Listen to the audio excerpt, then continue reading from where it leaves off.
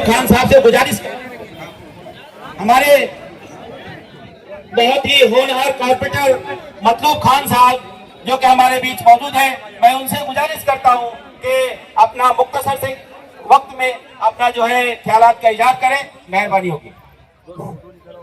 मंच पर बैठे हुए हमारे आदरणीय और कार सम्राट आमदार पूर्व मंत्री डॉक्टर जितेंद्र अवाड़ साहब, जिसके बारे में आप सभी लोग जानते हैं, कैंडिडेट है इंडिया अलायंस राष्ट्रवादी का जो नया चिन्ह मिला है वो तुतारी है और इंडिया अलायंस के कैंडिडेट है।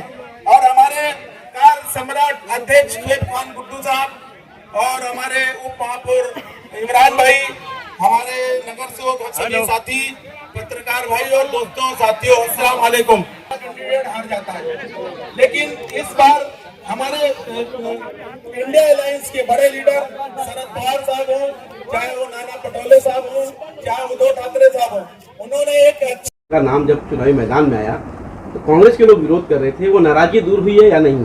नाराजगी दूर होने में टाइम लगता है, समय लगता है।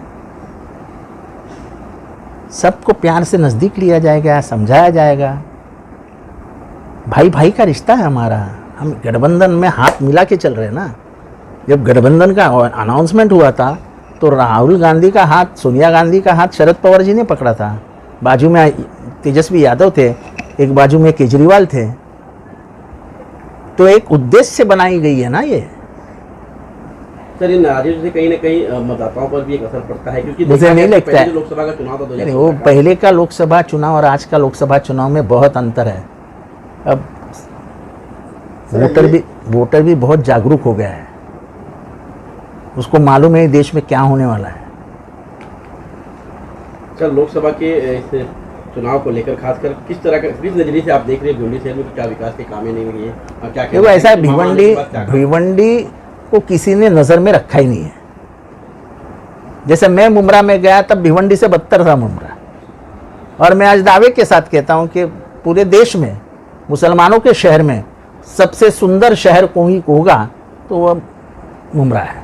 तो जिस तरह से कांग्रेस नाराज थी, उसी तरह से समाजवादी पार्टी के जो एमएलए उन्होंने कहा था कि भिवंडी शहर में एक ऐसा पक्ष है जो कि काफी कमजोर है, हम उसे कंधे पे लेकर दौड़ रहे हैं, जो एमएलए रईस शेख ने कहा। ठीक है ना, उनका खंदा मजबूत है, हम मानते हैं ना, उनके खंधे पे बैठेंगे। अब क्या है, हमको लड़ाई किसने लड़ ली है? हमारा उद्देश्य क्या है? तो ये सारी जो मतभेद है, देखो ऐसा है, हम छोटे भाई हैं, दूल्हा हमारे घर का है, तो दुल्हन के पिताजी को रिश्तेदारों को बहुत संभालना पड़ता है। वो काम हम करेंगे ना। मामा को वोट क्यों दिया जाए? क्यों दिया जाए? आपको मालूम नहीं देश में क्या चालू है? क्या अकेलियत सुरक्षित है? क्या दलित सुरक्षित है? जमहूरियत बचेगी? जिस तरीके से कार्रवाई की जाती है, जैसे बावलिया मामा की टिकट होने वाली है ऐसा समझा तो उसके गोडाउन पे बुलडोजर आ गए। ऐसे सूड और द्वेष की राजनीति इस देश में कभी नहीं हुई थी। सर, आपने अपने भाषण में वसूली की बात कही थी कि गोदामों में जो है वसूली हो रही है। सब जगह से वसूली होती है, कौन करता है तुम सब पत्रकारों को मालूम है, लेकिन पत्रकारों की भी आदत है आजकल खुलेआम बात नहीं करते हैं। सुप्रीम कोर्ट की टिप्पणी के बाद आपकी क्या प्रतिक्रिया है? सुप्रीम कोर्ट नहीं होता तो ये घोटाला कभी बाहर नहीं आता, क्योंकि सुप्रीम कोर्ट के अंदर जाके सरकार के सबसे बड़े वकील है attorney general of India Tushar Mehta. उन्होंने कहा कि ये जाहिर मत करने दीजिए, इसमें देश में बेदिली मच जाएगी। क्या बेदिली थी? तो नहीं सुना सुप्रीम कोर्ट ने। सुप्रीम कोर्ट ने कहा कि ये जनता को मालूमात मिलनी ही चाहिए, पैसा कितना आया और किसको गया, तब जाके ये खुल रहा है।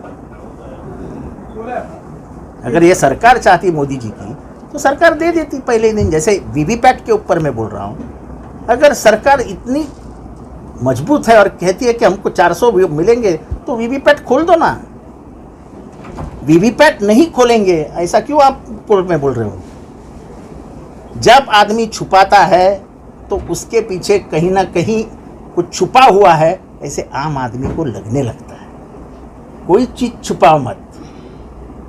हमारे घर में नहीं ऐसे मुट्ठी बंद करते बैठे थे हम, तो माँ हमको बहुत मारती थी, और एक मार खाने के बाद हम खोल देते थे हाथ, तो हाथ में कुछ ही नहीं रहता था। तो ऐसी बंद मुट्ठी रहती तो माँ को भी शक आएगा। तो आपकी बंद मुट्ठी आप रख रहे हो तो जनता को शक आ रहा है कि वीवीपैट में घोटाला है।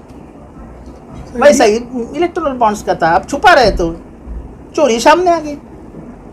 सर इंडिया गठबंधन आने के बाद इस पर कार्रवाई होगी? तो ऐसा कार्रवाई कैसे होगी, कब होगी, मैं ना उम्मीदवार हूँ, ना केंद्र में मंत्री बनने वाला हूँ, ना केंद्र में मेरा कोई संबंध है।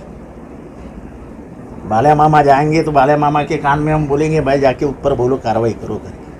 सर संविधान खत्म करने की बात आप बता रहे हैं। बिल्कुल संविधान खत्म करेंगे, तो खुलेआम बोल रहे हैं। इनके अभी तक 5 खासदार बोल चुके हैं। लेकिन सर बाद वैसे- जब चुनाव में जब कोई भाषण देता है कि हमको 400 के ऊपर वो सीट दो, हम संविधान बदलने वाले हैं, ये आज नहीं कह रहा है, 2014 से कह रहे हैं। और इनको संविधान कभी पसंद ही नहीं आया ना।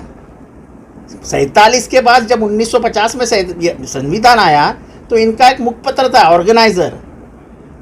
वो बोलते हैं मानते ही नहीं इस संविधान को, हमारा तो संविधान मनुस्मृति है जिसमें चातुर्वर्ण है, और हम कभी मनुस्मृति को मानते ही नहीं। इसीलिए डॉक्टर बाबा साहब अम्बेडकर ने उसको जला डाला था।